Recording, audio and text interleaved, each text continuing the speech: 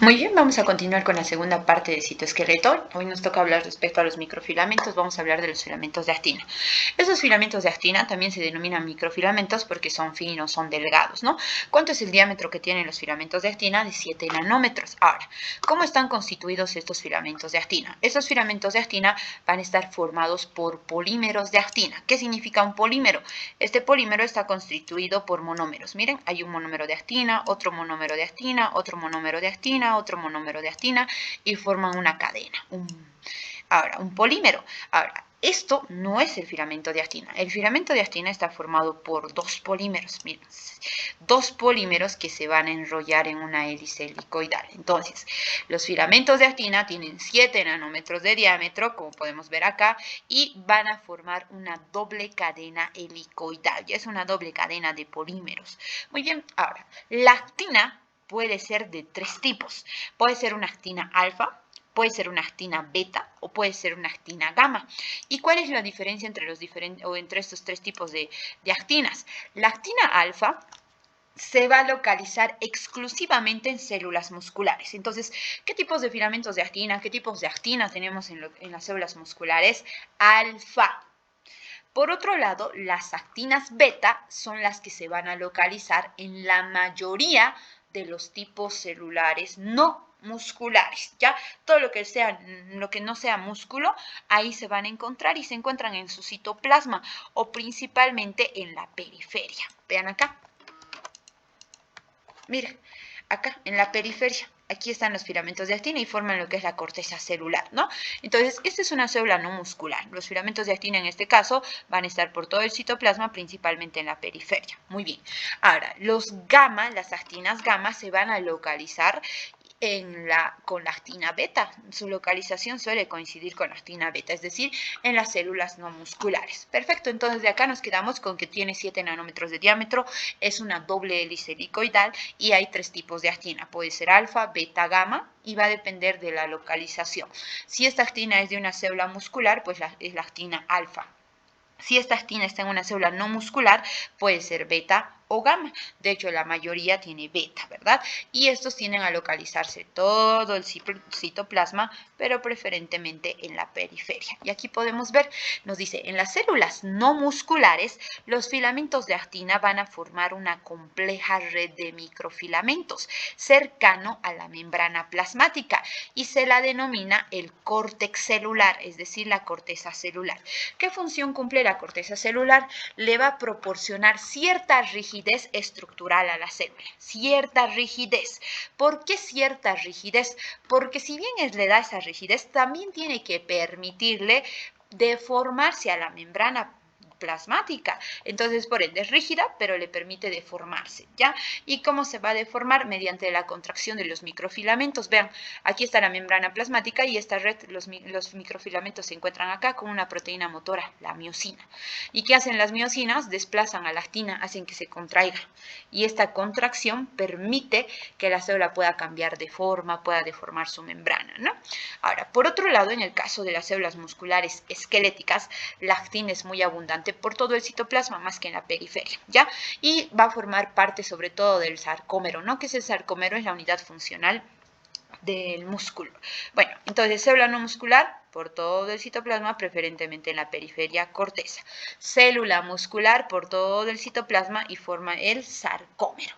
¿Cuáles son las funciones que tienen los microfilamentos? Las funciones que van a cumplir, la principal, son responsables de la contracción del sarcómero en las células musculares esqueléticas y también van a ayudar en la contracción del músculo liso. Ahora, el músculo liso no tiene como unidad funcional o motora al sarcómero. Entonces, si a ustedes en su examen les ponen los microfilamentos van a ser responsables de la contracción del sarcómero en las fibras de músculo liso, falso. ¿Ya? Va a ayudar a contraer este sarcómero, este es el sarcómero en el músculo esquelético. En el liso no hay sarcómero, pero igual ayuda en la contracción. Vamos a ir viendo ya cómo es la contracción en el liso, cómo es la contracción en el esquelético, incluso en el corazón. Bueno, También, igual que todos los filamentos que van a formar, todos los polímeros que forman parte del citoesqueleto van a ayudar a mantener la forma de la célula, participan en el movimiento de las células y algo importante también, así como los microtúbulos ayudan en la división celular para separar las cromátides, los filamentos de actina también son importantes para la división celular. ¿Por qué? Porque van a formar una estructura, el anillo contráctil. ¿Y para qué es importante el anillo contráctil? Para poder separar a las células hijas en una fase denominada la citocinesis. Ya se separa finalmente el citoplasma y es la fase final de la división celular. Una vez que ya se han dividido los núcleos, ya se han vuelto a formar sus envolturas nucleares correspondientes, la última fase es la citocinesis, separación del citoplasma, y para eso se forma un anillo contráctil que se va contrayendo y va separando a la membrana. Ya entonces eso es importante. Bueno, también va a facilitar el anclaje de células vecinas. ¿Por qué? Porque forma parte de una red intracelular, una red que va a conectar con uniones, como las células ocluyentes, las adherentes, por ejemplo, y también forma sostén. ¿Para quiénes? Para las microvellosidades y los estereocilios. ¿Ya? Entonces, microvellosidades y estereocilios van a ser sostenidos por los microfilamentos. Bueno, y también va a participar en el desplazamiento intracelular de vesículas. Así como los microtúbulos funcionaban o actuaban como una vía para que las proteínas motoras puedan transportar, lo mismo ocurre en los filamentos de actina. Igual, proteínas motoras se van a desplazar por los filamentos de actina para poder transportar, ya, vesículas, etcétera. Muy bien. Bueno, entonces de acá las funciones no se vayan olvidando, lo más importante: contracción, división celular en la citocinesis, anclaje a células vecinas, sostén de microvellosidades y estereocilios, y bueno, y el transporte, ¿no? Igual que los microtúbulos. Bueno, ahora esta actina, para que pueda llevar a cabo su función, no va a abastecer con que solo sea el filamento de actina, no. Este requiere de una proteína motora, la miosina. ¿Ya? La miosina es una proteína motora y por ende, esta que va a requerir para poder moverse, para poder desplazar a los filamentos de actina, ATP. Por ende, tiene que tener acción ATPasa. Hidroliza el ATP, tiene energía y puede desplazar a los filamentos de actina, ya, para llevar a cabo, por ejemplo, la contracción, eso. Bueno. A diferencia de los microtúbulos, como podemos ver acá, los filamentos de actina, miren, están constituidos por monómeros de actina y les he dicho, forman una estructura doble helicoidal. Perfecto. Ahora, ¿qué tipos de unidades tenemos? Por ejemplo, cuando nosotros hablamos de la actina libre, aquella actina aislada, solita, se llama actina G. Es una actina globular, actina G. Pero cuando esta actina forma parte del filamento, se la conoce como actina F o también actina filamentosa. Entonces, la actina F y la actina G. La actina G libre, actina F parte del filamento. Ahora, y tiene muchas similitudes con los microtúbulos, entonces es muy importante saber sobre todo las diferencias que hay, ¿ya? Para no confundirnos. Al igual que los microtúbulos, al igual que la tubulina, la actina puede polimerizarse y despolimerizarse in vitro o también in vivo. En la célula igual hacen lo mismo en los filamentos de actina. Esta polimerización, ¿de qué va a depender? ¿De qué depende que los monómeros de actina empiecen a añadirse?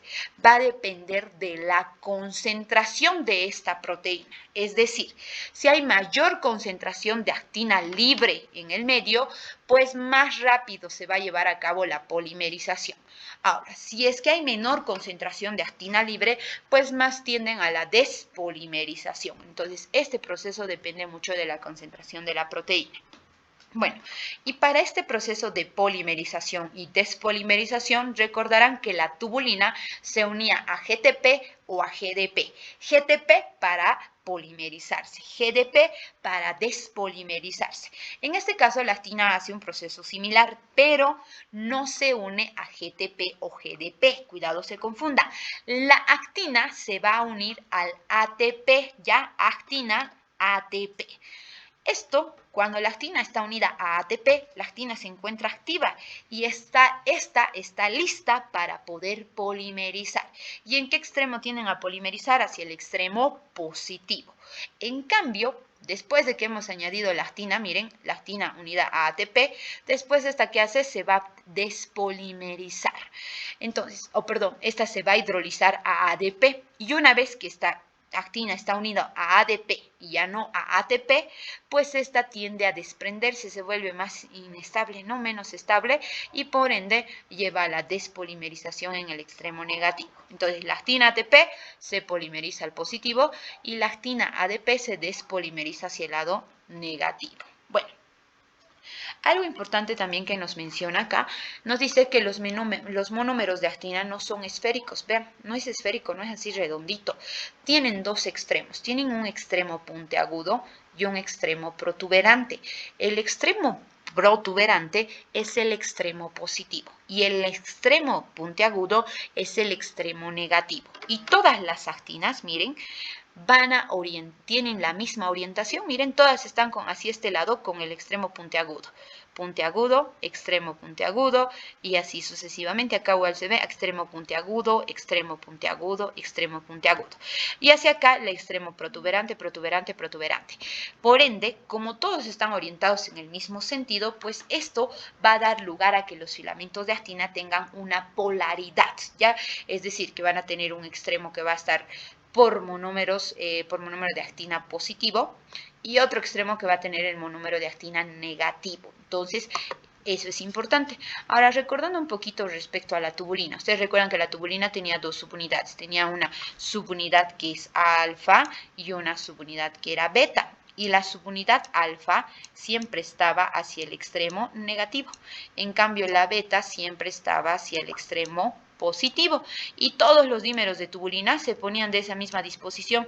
Aquí el alfa, aquí el beta. Aquí el alfa, aquí el beta. Y así sucesivamente. De esa manera todos iban a estar aquí con alfa y los del otro extremo iban a terminar en beta. Y eso le daba una polaridad, ¿ya?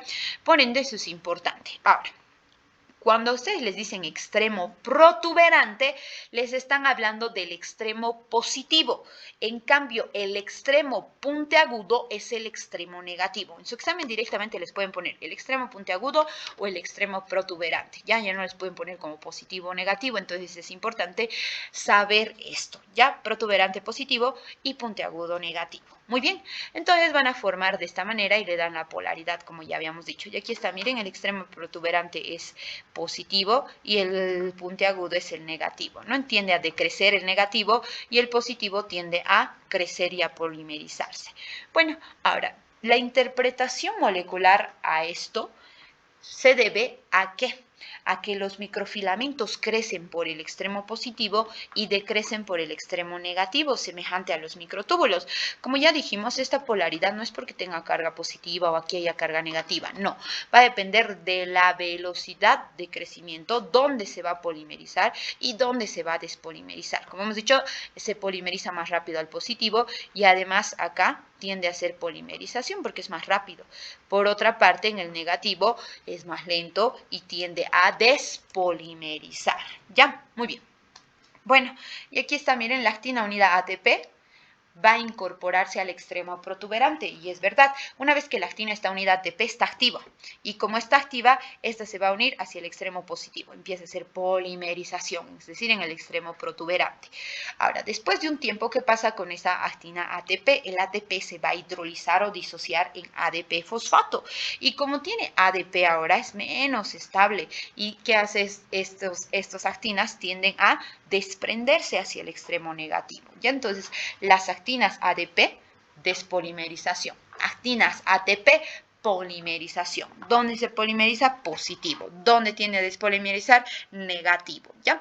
Bueno, y este crecimiento, decrecimiento, como hemos dicho, depende de la concentración que haya de estas actinas, de estos monómeros libres.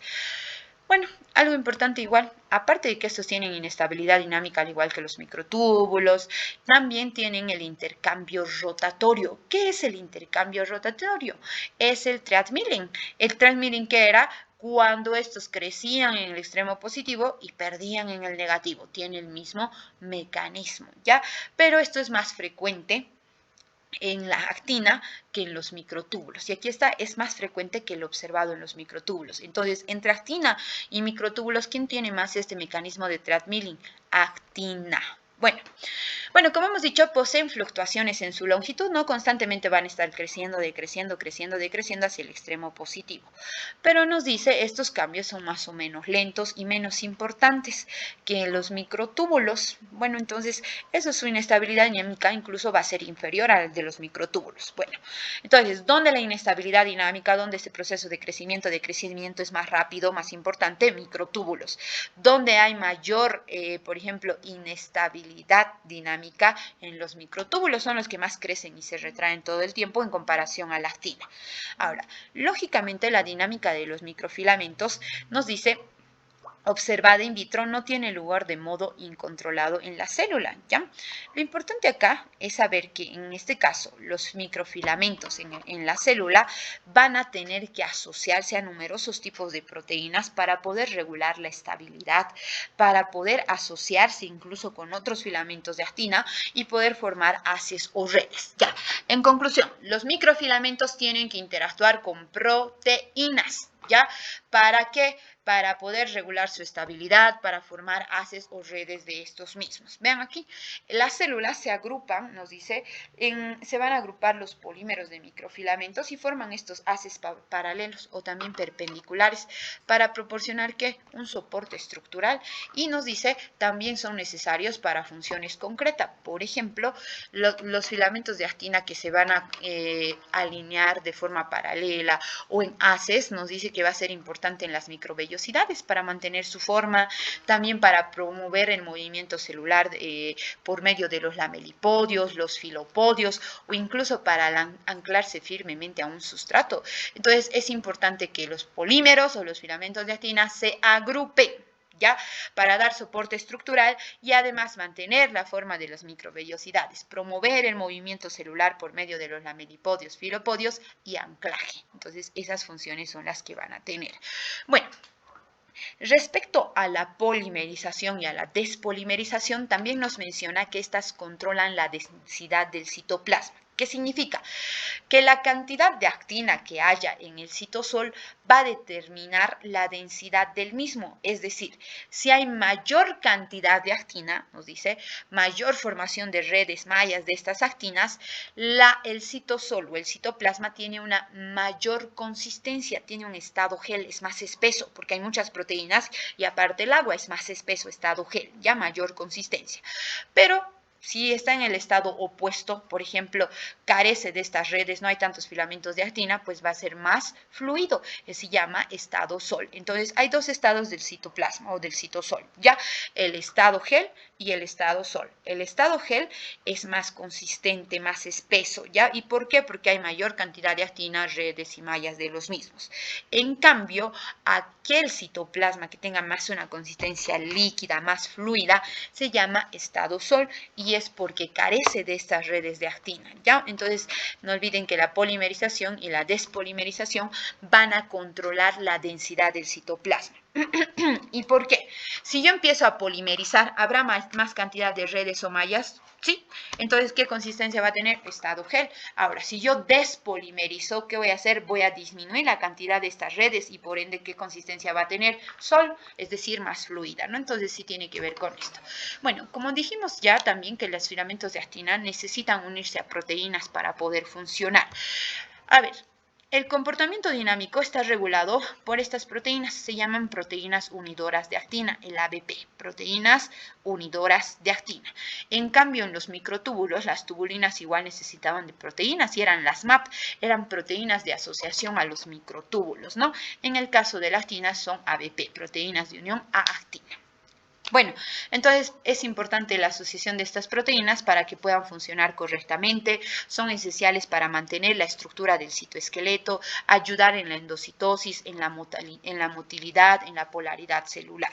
Empecemos con qué proteínas se van a asociar. Entre las proteínas que destacan son el ADF-cofilina, ya es un complejo, un factor, ADF-cofilina. ¿Qué es el ADF-cofilina? ¿Qué es el ADF? El ADF es el factor despolimerizante de actina. Y si les digo que es un factor despolimerizante de actina, ¿qué hará con la actina? Despolimerizar, induce a la despolimerización de estos microfilamentos, ¿ya?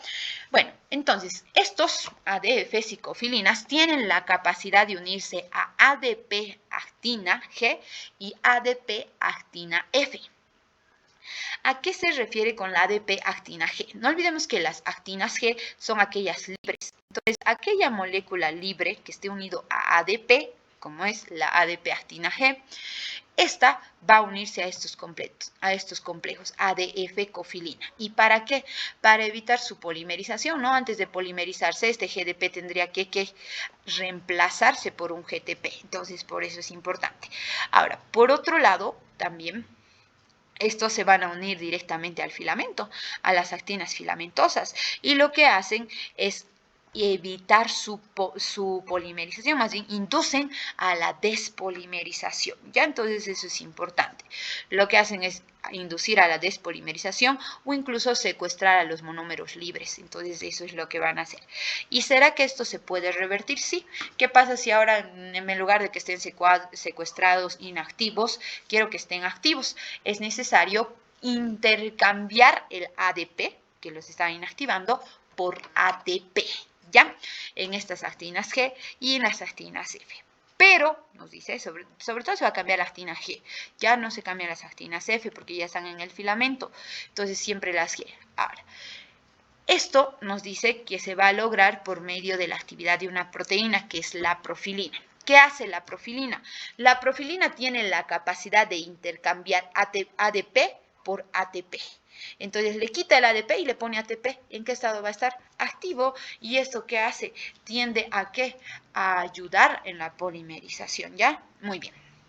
Además que esta defecofilina también se une a lo largo de los microtúbulos y tiende a fragmentarlos en otros de menor tamaño. Se une acá, a la parte del extremo, y lo que hace es fragmentar, hacer cortes, ¿ya? Y también tenemos otra proteína que actúa como fragmentadora, que es la gelsolina. La gelsolina de los microfilamentos va a actuar en presencia de calcio, ¿ya? Y bueno, se une al extremo positivo, impide que crezcan y los fragmenta. Se encuentran abundantemente expresadas en células con gran motilidad, es decir, en, por ejemplo, macrófago, en las amebas, que son organismos unicelulares. Están en células con gran motilidad. Bueno, entonces estamos hablando de dos proteínas que se van a unir a los filamentos de actina. Habíamos mencionado al ADF cofilina, a la profilina, y ahora estamos viendo a la gelsolina. Entonces hay que saber cuáles son sus mecanismos, ¿ya? La ADF cofilina, no me van a olvidar, lo que hace es impedir la despolimerización, ¿ya? Impide eso. Y también no olvidemos que lo que hacen es pueden unirse tanto a la proteína G como a la F. Bloquean que este se pueda unir a otra proteína para activarse, ¿no? ¿Qué proteína puede activar a estos? La profilina. La profilina quita a este componente y añade otro, ¿ya? Para poder activarse. Y cuando hace eso, lo que permite es que se intercambien. Le quitamos el ADP y le ponemos ATP. Ese es el intercambio. Bueno, y como dijimos, este igual va a participar en la fragmentación. En cambio, gelsolina, fragmentación, ¿ya? Otro complejo proteico importante son los ARPs 2 y 3. Estos ARPs, como estamos viendo, van a ser importantes para formar microfilamentos ramificados. Miren, los ARPs son proteínas de nucleación. Donde se une el ARP, estos siempre se van a acomodar en la parte lateral del microfilamento. ¿Por qué? Viene el ARP y se une a la parte lateral y ¿qué empieza a hacer? A nuclear, va a empezar a formar otro microfilamento en otra dirección. Es por eso que se dice que forma actinas ramificadas, microfilamentos ramificados, ¿ya? En otra dirección lo va a ir ramificando. Otras de las proteínas importantes son la RO, la RAC, la CDC42. Las proteínas Rho lo que hacen es contribuir a la formación de las fibras de estrés, ¿ya? Entonces, las Rho, no van a olvidar, estas Rho son pequeñas proteínas G, ¿ya? Estas lo que hacen es contribuir a la formación de las fibras de estrés. Y por otro lado, las RAC lo que hacen es ayudar o favorecen a formar los lamelipodios. El CDC42 es la que va a ayudar a formar los filopodios. Entonces tienen diferentes funciones, ¿ya? ¿Y a qué se refiere con las fibras de estrés? Son aquellas fibras musculares, por ejemplo, donde interactúa actina con miosina o en otro caso, en otro tipo de circunstancias, ¿no? Fibras de estrés. Bueno, entonces no olviden ROC, RAC, CDC42. Y estas ya las habían conocido en su anterior bibliografía, ¿no?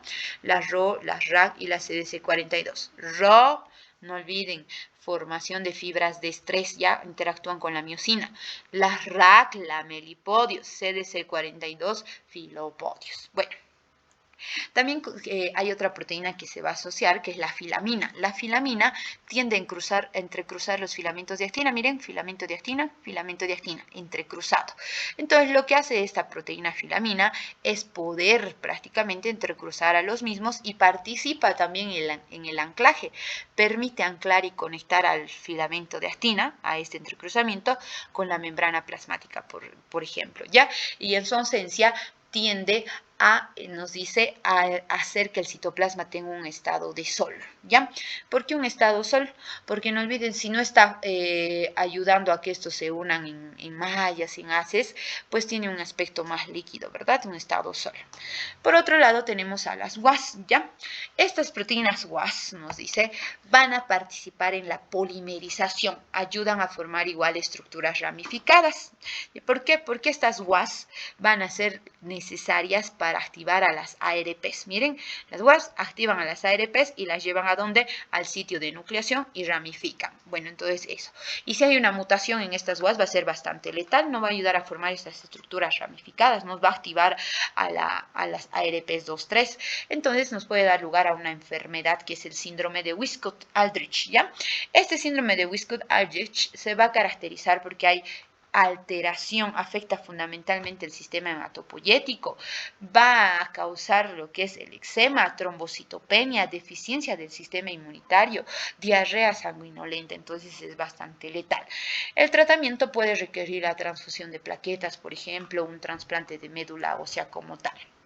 Bueno, ahora, por otro lado, las cortactinas, estas proteínas también se unen a los complejos ARP2-3 y lo van a activar ya y promueven a la polimerización. Entonces, miren, las WAD, las cortactinas se unen a las ARPs y las activan para nuclear y formar estructuras ramificadas, ¿ya?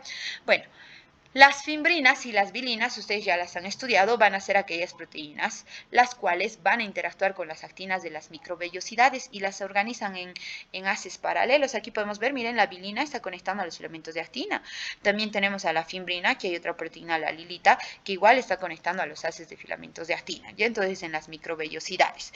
Bueno, entonces hasta acá hagamos un repaso. Esta parte quiero que la aprendan muy bien, chicos, y no, quizá no con mucho detalle. Estamos hablando de la ADF-cofilina, acuérdense del café, lo que hace es inducir, nos dice, a la despolimerización, ¿ya? Y aquí está, factor despolimerizante, es lo que va a hacer. Bueno, ¿y cómo va a hacer eso? Se puede unir tanto a G y como actina F, ¿ya? A la F se une, ¿para qué? Para ayudar a que éste se desprenda. Y a la G, ¿para qué se une? Para secuestrarla, no deja que se cambie ADP por ATP, ¿ya? Y para que se pueda intercambiar, ¿de quién vamos a necesitar? La profilina, por ejemplo, para poder hacer este intercambio. La gelsolina es fragmentadora, igual que ¿quién? Igual que el ADF cofilina, igual va a actuar como un fragmentador. Y los complejos ARPs, como hemos dicho, van a formar los microfilamentos ramificados, las RO, las RAC y las CDC42 forman otro tipo de estructuras.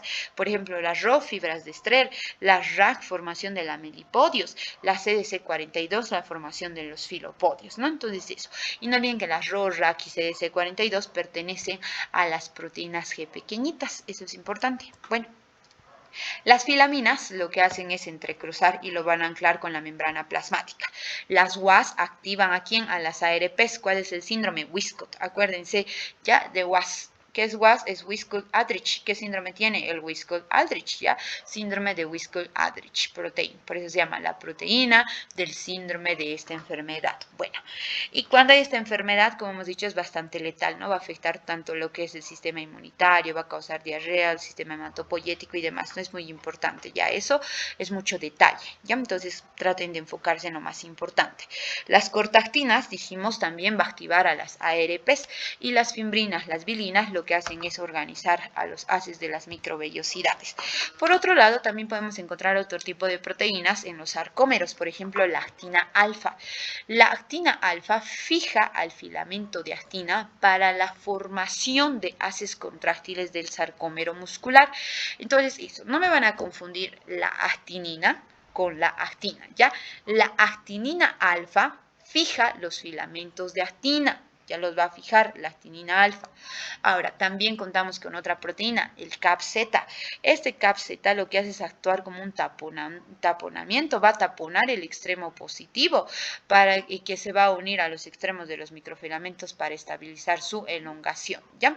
Muy bien. Bueno, y por otro lado también tenemos la miosina 2, que es una proteína motora que va a interactuar con estos filamentos de actina alfa para ayudar en la contracción. Entonces, hablando del sarcómero, interactúa con la actinina alfa, que fija el filamento a las haces contráctiles del sarcómero, lo va a fijar al sarcómero. La CAP-Z lo que hace es taponear, va a estabilizar el extremo positivo para estabilizar su elongación. Miosina 2 en la contracción. Y vamos a hablar de otras miosinas igual a 1 y la 5. En todo el tema vamos a hablar de las miosinas 2, 1 y 5. Las miosinas 1 y 5 también van a ser responsables de arrastrar los microfilamentos de células no musculares. Cuando hablemos de las miosinas, es importante que recuerden que la 2 siempre va a estar en la parte muscular. 1 y 5 en la parte citoesqueleto, ayudan en el transporte de vesículas, son vías prácticamente para el transporte, ¿ya? La espectrina también es otra proteína que interactúa con la actina, donde en la corteza del eritrocito se va a asociar a los filamentos de actina, ¿ya? Muy bien. Y por otro lado, la timosina. La timosina lo que hace es unirse a las unidades de actina G e impedir su polimerización. Miren, aquí están las timosinas. Las van a secuestrar. Las profilinas, y hacían las profilinas, lo mismo, las profilinas las van a secuestrar, pero lo que hacen es intercambiar el ADP por ATP, ¿no? Entonces ya estamos hablando de estas. Acuérdense de, no sé, Timón y Pumba, por ejemplo, la timosina, la profilina. La timosina la secuestra, la profilina cambia su ADP por ATP y la va a activar. Muy bien. Bueno, y esas serían las proteínas que tenemos que ir aprendiendo. Ya de las microvellosidades, como hemos mencionado, fimbrinas y bilinas, las cortactinas que van a activar a los ARPs. ¿Quiénes activan a los ARPs? Las cortactinas y los WAS, que son del síndrome de Wiskell-Aldrich. ¿Ya? Muy bien. Bueno, pasemos entonces a la siguiente parte. Ahora ya una vez que hemos hablado de las proteínas con las que interactúan, al igual que en los microtúbulos, vamos a ver que hay agentes que pueden modificar la polimerización y la despolimerización de los microfilamentos. Algunos fármacos alteran esta dinámica normal. Por ejemplo, podemos hablar de la faloidina. La faloidina es una toxina. ¿Y de dónde se ha aislado esta faloidina? De un hongo venenoso, la Amanita phalloides. Entonces es importante la amanita, porque ya hemos mencionado en otros temas a la amanita, ¿ya? La Amanita phalloides, un hongo. De ese hongo hay una toxina aislada, la faloidina. La faloidina nos dice prácticamente lo que hace es estabilizar anormalmente a los microtúbulos. ¿Y qué significa estabilizar? Los fija y estos microtúbulos ya no pueden moverse. Miren, los ha estabilizado, ya no van a poder despolimerizarse. ¿Ya? La faloidina entonces evitaría la despolimerización. Bueno, entonces eso es importante. Ahora, por otro lado, nos dice que la potente toxicidad de esta Amanita phalloides no se debe a la faloidina, no se debe a esta toxina. ¿Por qué? Porque nos dice que esta toxina está ya casi absorbida en nuestro organismo, pero la toxicidad de este hongo como tal se va a deber a otra toxina, a la toxina alfa-amanitina. Esta es más tóxica que la faloidina. ¿Y por qué es más tóxica que la faloidina? Porque esta toxina alfa-amanitina lo que hace es inhibir la transcripción, la actividad de la RNA polimerasa 2 y causaba fallos hepáticos, renales, encefalopatía, ¿no? Entonces, vamos acá. ¿Qué toxinas pueden afectar la estabilidad de un microfilamento? Habíamos dicho la faloidina y las toxinas alfa-amanitina. ¿De dónde vienen los dos? Van a venir del hongo amanitina paloides. ¿Y cuál es más tóxico como tal? La alfa-amanitina, porque inhibe la transcripción, bloquea la RNA polimerasa 2. En cambio, como habíamos dicho, la faloidina lo único que hace es estabilizar a estos microfilamentos, ¿ya? También nos menciona a otra, la citocalacina. La citocalacina D nos dice es una micotoxina, es decir, que viene igual del hongo y lo que hace es bloquear la polimerización, se une al extremo positivo y bloquea su polimerización. Bueno, entonces, faloidina bloquea la despolimerización, lo va a estabilizar. La alfa-amanitina inhibe la transcripción y la citocalacina lo que hace es bloquear la polimerización. Se une al extremo positivo y miren, ya no se puede añadir nada, ha bloqueado la polimerización. Bueno, continuando, hay organismos, nos dice, que van a utilizar nuestros filamentos de actina para poder infectar. ¿Cómo van a hacer esto? Bueno, nosotros ya habíamos hablado igual respecto a esto en otros temas, ¿ya? Para que estos, por ejemplo, microorganismos que han ingresado a una célula puedan desplazarse por el citoplasma o incluso puedan invadir a células vecinas, como estamos viendo en este caso, estos pueden controlar a nuestros filamentos de actina para moverse e invadir a otra célula. ¿Cómo? Empecemos con el organismo. ¿De qué organismo, por ejemplo, podemos hablar?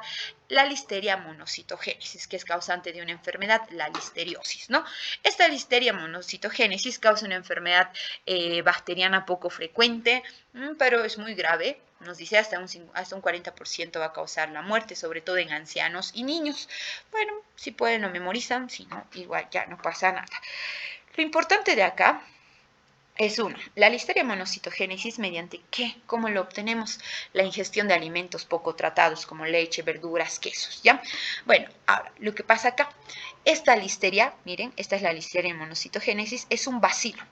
Ahora, si les digo que se adquiere mediante alimentos contaminados, ¿cuál será la ubicación donde invade el tubo digestivo, nuestros enterocitos, ¿ya? Ahora, se va a ir a nuestras células del tubo digestivo y se va a unir a un receptor. Este receptor es la caderina E, ¿ya? Una vez que se une al receptor, que es la caderina E, este va a ser incorporado hacia el citoplasma en una vesícula endocítica, igual que todas, ingresa con su vesícula. Y luego, finalmente, va a quedar libre en el citoplasma, ¿ya? Algo importante acá. Para que esta listeria pueda moverse, nos dice que es capaz de polimerizar actina. Es decir, polimeriza actina utilizando los complejos ARP2,3. Y forma estos As, llamado la cola de cometa, que le va a permitir a esta bacteria poder recorrer el citoplasma. Entonces iremos en orden para poder entender esta parte. Como hemos dicho, algunos microorganismos tienen la capacidad de utilizar nuestros filamentos de actina, lo empiezan a polimerizar, la listeria. Se une a la caderina E, ingresa en una vesícula endocítica, luego se libera, se va a replicar y demás. Y para que se desplace, lo que hace es utilizar ARPs. ¿Y qué hacía el ARP2 o el ARP3? Los ARPs, no olviden que nuclean. ¿Qué van a nuclear? Van a nuclear la formación de microfilamentos de actina ramificados. Miren, aquí hay una ARP. Se pone en la parte lateral y nuclea la formación. Bueno, entonces eso es lo que va a hacer. ¿Ya? Ahora, ¿qué sucede acá? Esta listeria utiliza los complejos ARPs y hace que los filamentos empiecen a polimerizarse, empiecen a crecer, ¿ya? Y estos van a formar un haz de actina. Miren, toda la actina que ha formado gracias a los ARPs los ha activado y los ARPs han empezado a formar a estas actinas ramificadas a modo de cola. Se conoce también como la cola cometa. Ya es un haz de actinas en esta bacteria Listeria monocitogénesis. Y esta actina que se encuentra en esta bacteria va a ser utilizada para que éstas puedan recorrer el citoplasma. Una vez que ya han recorrido el citoplasma y quieren invadir a otra célula, lo que hacen es ubicarse en la membrana plasmática perpendicular. Aquí está la membrana y perpendicular a ella viene la bacteria. Y empieza a ¿qué? Empieza a protruir, ya empieza a introducirse, como pueden ver acá, en la célula vecina. Y cuando ingresa a la célula vecina va a estar rodeado por una doble membrana. ¿Por qué por una doble membrana? Porque esta va a ingresar con la membrana también de la célula que había invadido, ¿ya? Y luego ya se va a digerir posteriormente esta membrana. Bueno, hay otras bacterias también que hacen eso, utilizan la actina para poder invadir, moverse. Por ejemplo, la Escherichia coli, que es igual una enterobacteria. Entonces, la Listeria, la Escherichia coli, tubo digestivo, ¿ya? Ahora, esta Escherichia coli nos dice la interacción de la bacteria con la proteína apical. Aquí está la bacteria, interactúa con proteínas apical, con proteínas que se encuentran en la parte apical del enterocito y activa una cascada de señalización intracelular. Ya manda una señal intracelular que favorece a la formación de actinas F, es decir, actinas filamentosas. Miren, actina filamentosa, perpendicular a la membrana apical. Y esta nos dice va a permitir reconocer al virus. Esta estructura se llama el pedestal también, ¿ya? Que lo que hace es facilitar la movilidad de la bacteria, incluso evitar su fagocitosis. Y no son las únicas. Lo que aquí me interesa, chicos, que ustedes sepan los dos organismos que utilizan filamentos de actina para invadirnos, infectarnos, moverse. Uno, la listeria. Como hemos dicho, la listeria se une a la cadenina E, entra en la vacuola endocítica, luego empieza a polimerizar actina. ¿Y cómo empieza a polimerizar actina? No olviden, activando a los ARPs, utiliza los ARPs y de esta manera va a formar. Se desplaza por todo el citoplasma o se une a la membrana y empieza a invadir la célula vecina. Y cuando invade la célula vecina, esta mantiene una doble membrana que va a ser degradada posteriormente. Miren, ya se ha eliminado, ¿no? De esta manera va a invadir. Y por otro lado, la Escherichia coli no va a entrar. Primero, nos dice, se une a los receptores, manda una señal intracelular. Esa señal hace que se formen filamentos o actinas F, filamentosas, a modo de pedestal. Es como un pedestal. Una vez que se ha formado, la bacteria recién va a ingresar. Entonces acá, primero ha ingresado la bacteria y recién se ha formado su cola, la cola cometa. En la Escherichia coli primero tienen que formar el pedestal, que está perpendicular a la parte apical del enterocito, y lo que hace es permitir igual, después de que ya se forma el pedestal, recién va a permitir que estas puedan ingresar, ¿ya? Entonces, esas serían las diferencias. Bueno. Por otro lado, hablemos de la miosina. La miosina prácticamente lo que hace es formar, ¿no?, uno de los filamentos más gruesos, que es el filamento de miosina. Cuando yo les digo miosina como tal, les estoy hablando simplemente de una molécula, es decir, de una proteína. Miosina. Pero el conjunto de miosinas, cuando se agrupan, se enrollan, forman recién el filamento de miosina. Entonces, el filamento, varias miosinas, la miosina, solo una de estas moléculas. Bueno, y estas miosinas, como habíamos mencionado, son proteínas motoras. Van a tener una función importante en la contracción muscular e incluso estas miosinas participan en el transporte. Así como, por ejemplo, la cinesina transportaba a través de los microtúbulos, o la dineína, nos dice acá, la miosina interactúa a través de la actina y transporta o hace contracción. Algo importante acá, el genoma humano contiene 40 genes de miosina distintos, 40. Entonces, hay diferentes tipos de miosina. Ahora, como característica general, estos diferentes tipos de miosina que se van a producir tienen 3 dominios diferentes, ya como característica general. Tienen un dominio globular, que podemos ver acá, que es la cabeza, es la parte motora, es la que se mueve, la que se desplaza, ¿no? La parte motora. Ahora, también tienen una parte intermedia, que es el cuello, zona intermedia o cuello. Y finalmente la cola. Y esta estructura es la que va a variar en los diferentes tipos de miosina. Entonces, como característica general, tienen 3 dominios diferentes. Un dominio globular, que es la cabecita, tienen lo que es el cuello, la zona intermedia, y la cola. ¿Qué es lo que más varía entre todas las miosinas que hay? La cola. Y pueden ver acá, miren, la cola es muy diferente a esta cola. Esta otra cola es muy diferente a esta cola de la miosina. Entonces, es lo que más varía. Bueno, ahora el primer tipo de miosina que se descubrió fue la miosina tipo 2 en el músculo esquelético. No olviden, la miosina tipo 2 es parte del músculo esquelético, ¿ya? La 1 y la 5 que vamos a ir estudiando, más que todo estas son parte de la célula como tal, ¿ya? De las células no musculares, ayudan en el transporte. Bueno, la miosina 2 está formado por 2 cadenas, es decir, 2 proteínas idénticas. Estas 2 proteínas se van a enroscar entre sí. Entonces, la miosina 2 tiene 2 proteínas, 2 cadenas idénticas, En total, nuestra miosina tiene 2 cabezas y una sola cola. ¿Y por qué tiene una sola cola? ¿Qué pasó con la otra cola? Pues se han enrollado y dan lugar a una sola cola, ¿ya? 2 cabezas, una cola. Bueno, entonces eso sería. Y nos dice que las cabezas de la miosina incluyen el extremo N-terminal de la proteína. En cambio, las colitas son el extremo C-terminal de la proteína. Ahora, la propiedad fundamental de esta miosina como proteína motora es la capacidad de utilizar ATP. Tiene que utilizar ATP para poder moverse y poder cumplir sus funciones. Por ende, la cabeza tiene acción ATPasa. Hidroliza el ATP para dar energía y que ésta pueda moverse. ¿Ya? Entonces, va a ayudar esto en sus cambios conformacionales como tal.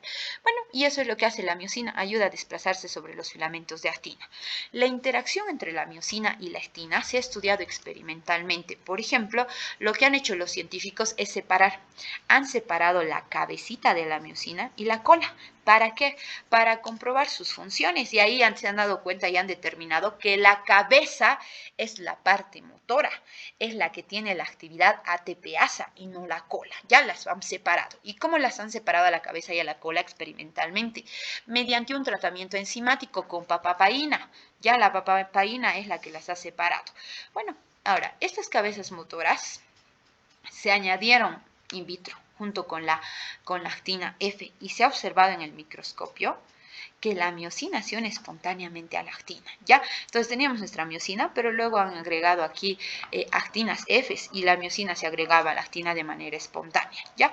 Ahora, estos, nos dice, van a formar una estructura, ¿no? Con una disposición regular que recuerda a la hilera o puntas de flecha. Miren, una estructura como puntas de flecha.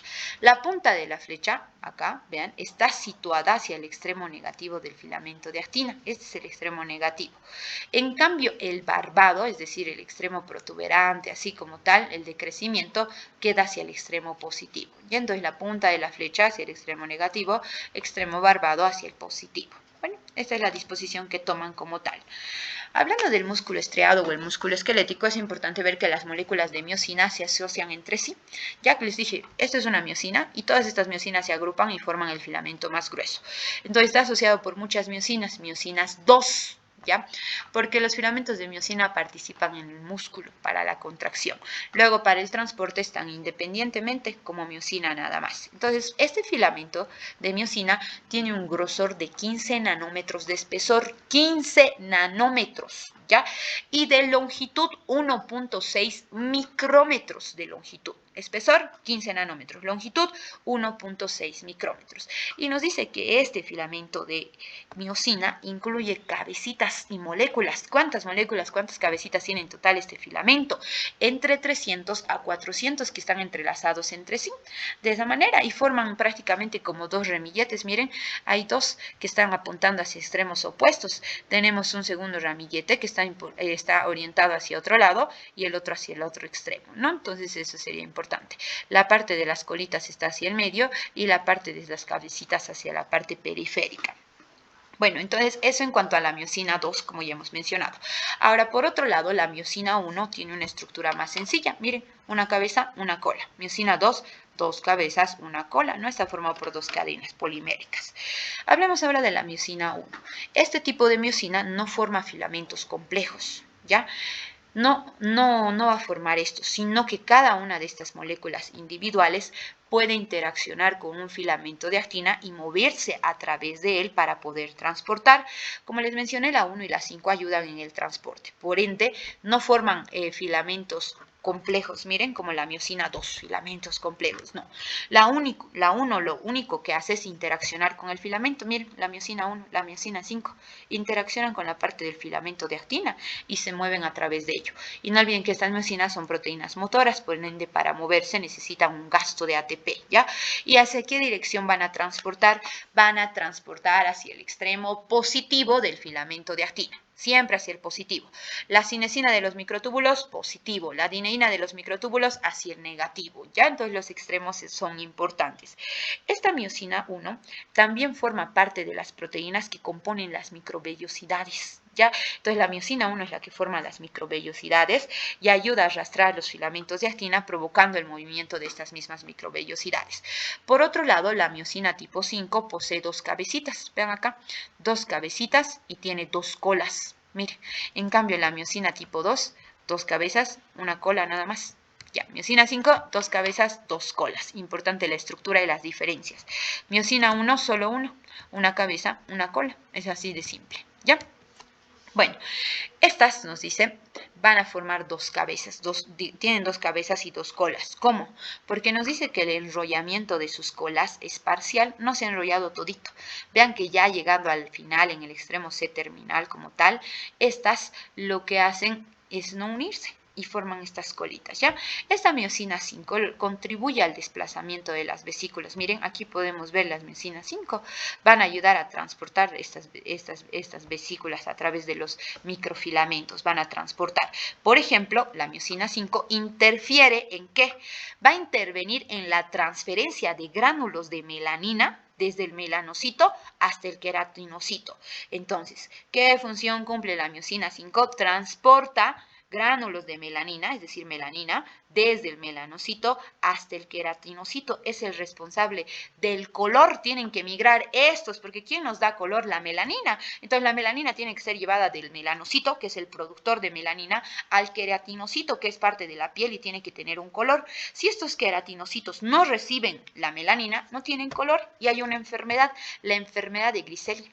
Esta enfermedad nos dice que se caracteriza por una despigmentación. ¿Y por qué hay despigmentación? Porque las miosinas 5 no han transportado la melanina al queratinocito. Se ha despintado, se ha despigmentado. Bueno, entonces eso es importante, ¿ya? Bueno, aquí podemos ver, miren, la miosina 1, como les he dicho, es simple, una cabeza, una cola. La miosina 1 igual participa en el transporte. La miosina 2 en el músculo contracción, tiene 2 cabezas, una cola. La miosina 5 igual transporte, no olviden del melanocito al queratinocito. Y aquí está la enfermedad de Grisel, ya acuérdense aunque sea de Grisel, ya Grisel.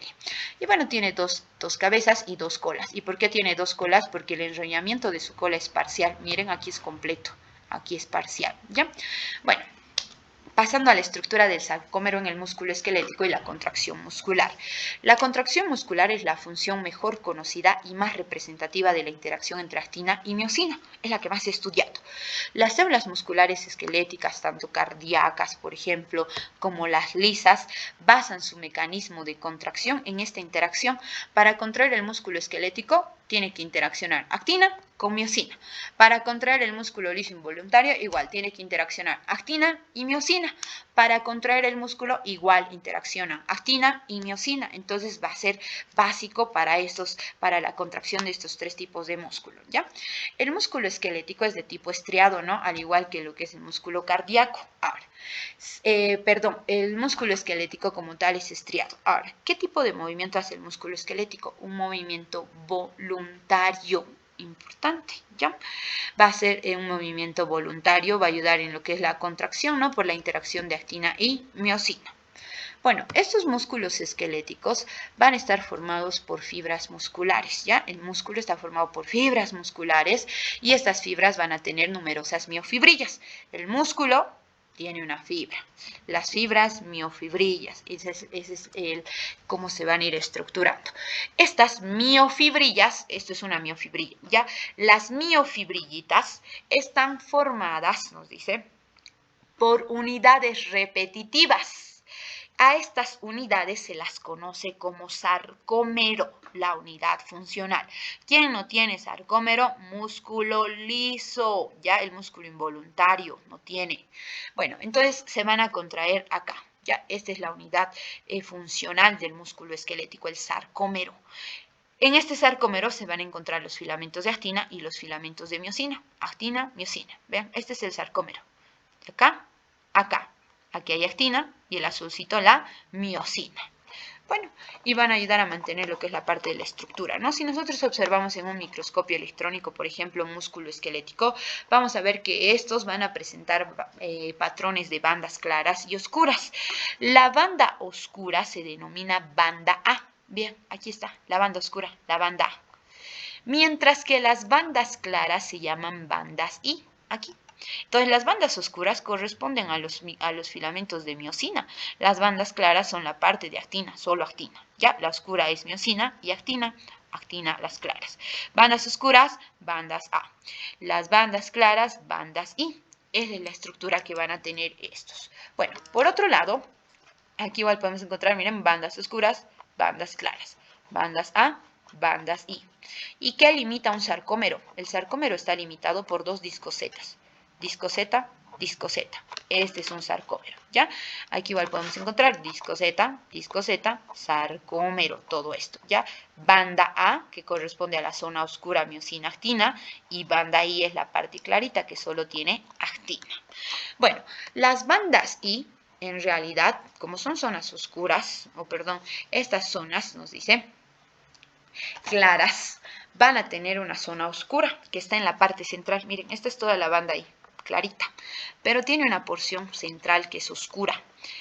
A esta se la denominan los discos o las líneas Z. Entonces, ¿dónde se encuentran las líneas Z que limitaban a un sarcómero?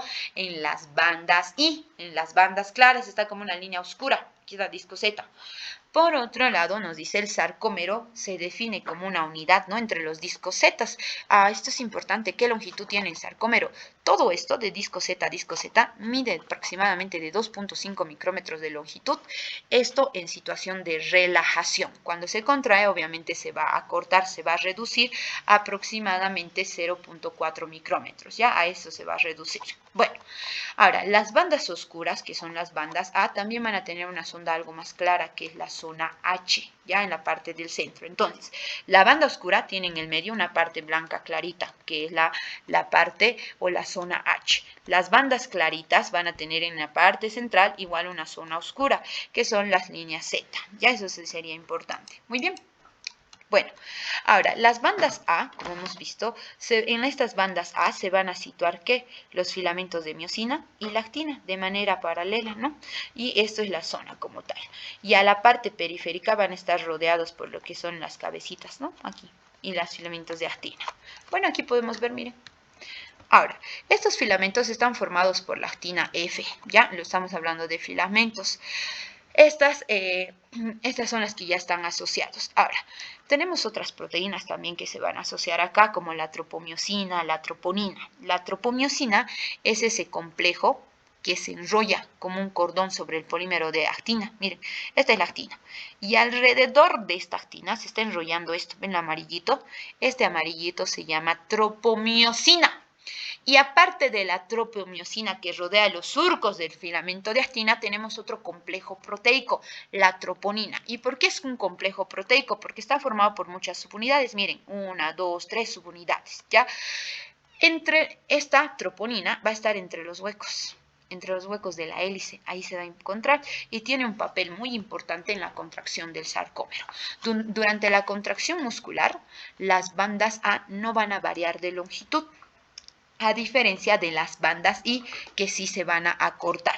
Y aquí pueden ver, miren, esto correspondería a las bandas A. Las bandas A tienen la misma longitud, pero las bandas I, que son estas que eran las bandas claras, por ejemplo, se van a cortar durante la contracción. Ya eso igual sería importante.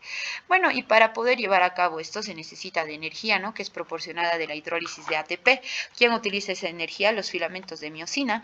¿Para qué? Para poder arrastrar al filamento de actina y acortar la distancia entre los discos Z consecutivos. Porque la contracción, miren, lo que acorta es el sarcómero. No acorta la longitud ni de la actina ni la miosina, no, tienen la misma longitud. Lo que acorta es el sarcómero, sobre todo las bandas I. Esta zonita, esa es la que se va a cortar. Bueno, entonces continuando, este proceso que tiene lugar a la vez en todos los sarcómeros de la miofibrilla para llevar a cabo la contracción muscular como tal, va a ser de manera simultánea. Todos los sarcómeros tienen que contraerse simultáneamente en una miofibrilla y van a dar a la contracción de las fibras. Y la contracción de todas las fibras a la contracción del músculo entero como tal, ¿ya? Bueno, y aquí pueden ver, la miosina es la que arrastra a la actina, ¿vean? La va a arrastrar y se va a desplazar a través de estos. Bueno, ahora, como hemos indicado, este proceso de empuje requiere gasto de ATP, ¿ya?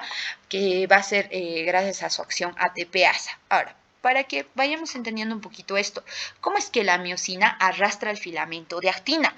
Bueno, para poder arrastrar la miosina al filamento de actina y acortar el sarcómero, van a requerir una serie de pasos. Inicialmente, nos dice, la cabeza de la miosina está contactando débilmente con la actina. Está unida, pero débilmente.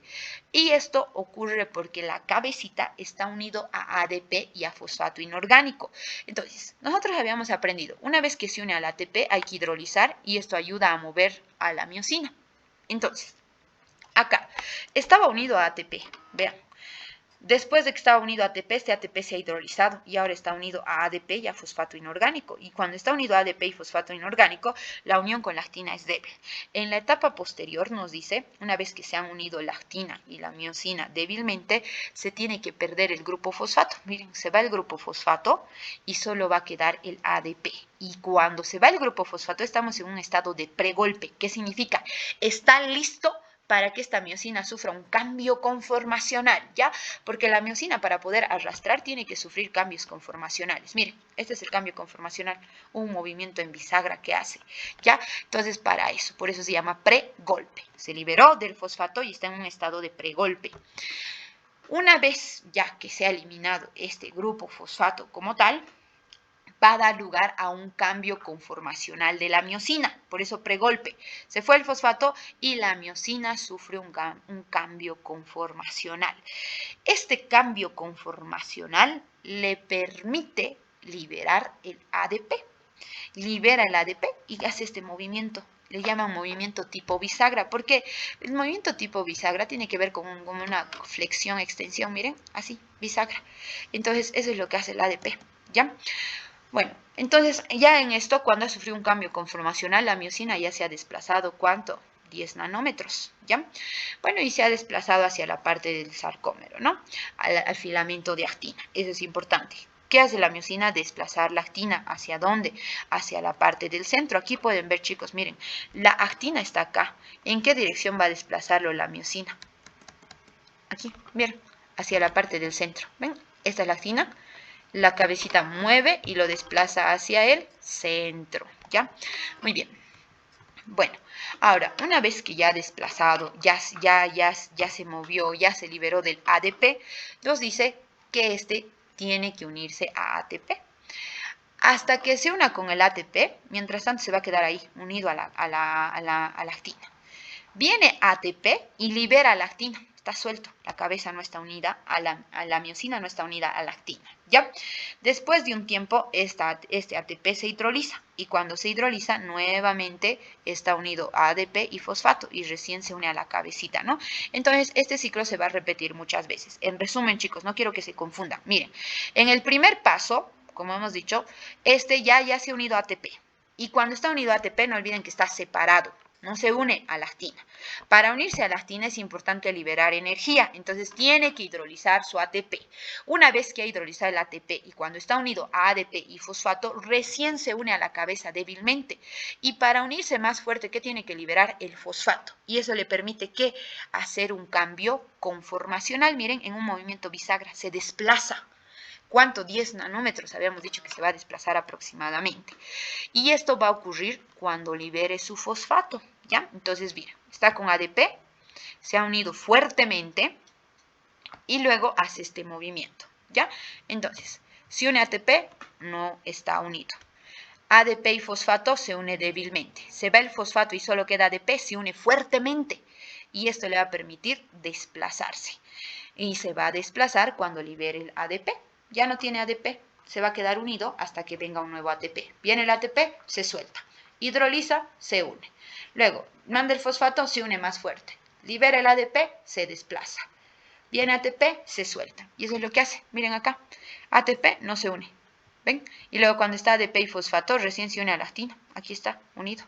Y eso es lo que hace. ¿Ven? Y aquí igual se nota. Suelta el ADP y se desplaza, y se va a desplazar. Miren. Va el ADP y se desplaza, movimiento en bisagra. Esos son los pasos que van a sufrir. Aquí igual pueden ver, ATP no se une, se hidroliza, se une y se desplaza, ¿no? Entonces, esa es la función que cumple. Muy bien.